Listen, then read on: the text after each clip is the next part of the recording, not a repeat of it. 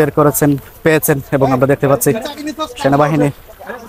সেনাবাহিনীর সদস্যরা তাকে আটক করেছে ধরেছেন এবং রাস্তায় জনদুর্ভোগ সৃষ্টির কারণে কিন্তু তাকে কিন্তু ধরেছে বাংলাদেশ সেনাবাহিনী এবং প্রায় 1 ঘন্টারও উপর থেকে কিন্তু এখানে 1 ঘন্টারও উপর থেকে এই রাস্তাটি ব্লক করে রেখেছে ট্রাক শ্রমিকরা এবং এর ফলে কিন্তু একটি জনদুর্ভোগের সৃষ্টি হয়েছে এখানে সিলেটের কোম্পানিগঞ্জ মহাসড়কটি এবং এর ফলে কিন্তু যার নির্দেশে যেই নির্দেশ দিয়েছিল তাকে কিন্তু ব্রেক করেছে এবং যে গাড়িটি দিয়ে আসলে প্রতিবন্ধকতা সৃষ্টি করার চেষ্টা করেছিল সেই গাড়ির চাবিটি আমরা যতটুকু জানতে পেরেছি সেই গাড়ির চাবিটি আজাদ নিয়েছিল।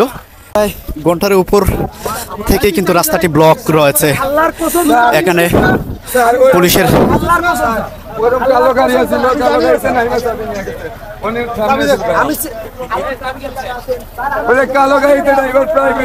বাংলাদেশ সেনাবাহিনীর টিম এখানে আসার পরেই কিন্তু পরিস্থিতি একেবারে ভিন্ন হয়ে গিয়েছে এবং যে ট্রাকটি এখানে প্রতিবন্ধকতা সৃষ্টি করেছিল সেই ট্রাকটি কিন্তু সরানোর চেষ্টা করছেন এখানে এবং তারা সেনাবাহিনী কিন্তু চেষ্টা করছেন যার নির্দেশে আসলে এই রাস্তাটি অবরোধ করা হয়েছিল তাকে খুঁজে বের করার চেষ্টা করছেন।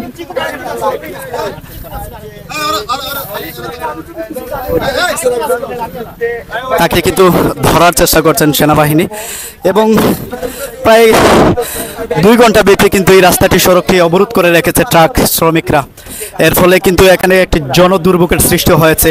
হাজার হাজার মানুষ কিন্তু এই রাস্তা দিয়ে যারা যাতায়াত করেন তারা কিন্তু এখানে অবরুদ্ধ অবস্থায় আছেন এবং ট্রাক ড্রাইভাররা যে কারণে আসলে তারা রাস্তাটি ব্লক করেছিল সেটি হচ্ছে মূলত সিলেটের যে বাংকারগুলো আছে পাথর বাংকারগুলো আছে সেই বাংকারগুলো থেকে অবৈধ পাথর এবং বালু উত্তোলন করে কিন্তু চোরাকারবারি যারা আছে তারা কিন্তু উত্তোলন করে সেগুলো বিক্রি করছেন। অপচেষ্টা চালিয়ে তারা কিন্তু দেশের যে খনিজ সম্পদগুলো আছে সেগুলো আসলে তারা নষ্ট করার একটি পায়তারা চালাচ্ছেন। এর ফলেই কিন্তু গতকাল থেকে বাংলাদেশ সেনাবাহিনী সহ যৌথ বাহিনী কিন্তু সিলেটের যে কোম্পানিগঞ্জ মহাসড়কটি আছে সেই মহাসড়কটিতে তারা গতকাল থেকে কিন্তু তারা অভিযান পরিচালনা করছেন এবং এর ফলে আজকে কিন্তু এখানে অভিযান পরিচালনা করেছিল যৌথ বাহিনী। সেখানে সেনাবাহিনীর কোনো সদস্যরা ছিল না, যার ফলে আসলে এই জনদুর্ভোগের একটি সৃষ্টি হয়েছিল আমরা যতটুকু জানতে পেরেছি। এই মুহূর্তে আমরা দেখতে পাচ্ছি যে ট্রাকটি রাস্তা প্রতিবন্ধকতা সৃষ্টি করেছিল সেই ট্রাকটি কিন্তু সরিয়ে নিচ্ছে শ্রমিক যারা আছে। একেবারে মিরাক্কেলি একটি বলতে পারি আমরা বাংলাদেশ সেনাবাহিনী এখানে আসার পর। আমি বাসায় ছিলাম আমি শুনছি যে এখানে শ্রমিকরা উত্তেজিত হয়ে রাস্তা বন্ধ করছে। আমি আগে শ্রমিক ইউনিয়নের সাথে সম্পৃক্ত ছিলাম, এখন নতুন নির্বাচন হয়েছে, নতুন কমিটি আসছে, আমি তো জানি না এই ব্যাপারে কিছু। কে বলছে এখন যদি কেউ যদি আমার নাম বলে ইন্টেনশনালি, আমার তো পার্সোনাল শত্রুও থাকতে পারে, যদি কেউ ইন্টেনশনালি আমার সাথে শত্রুতা করে আমার নাম বলে এটা তো আমি বলতে পারি না।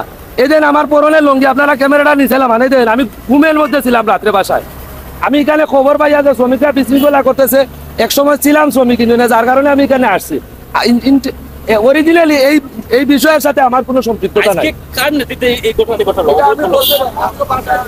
আমরা দেখতে পাচ্ছি বাংলাদেশ সেনাবাহিনীর এখানে আসার পরে পরিস্থিতি একেবারে স্বাভাবিক হয়ে গিয়েছে এবং যে সড়কটি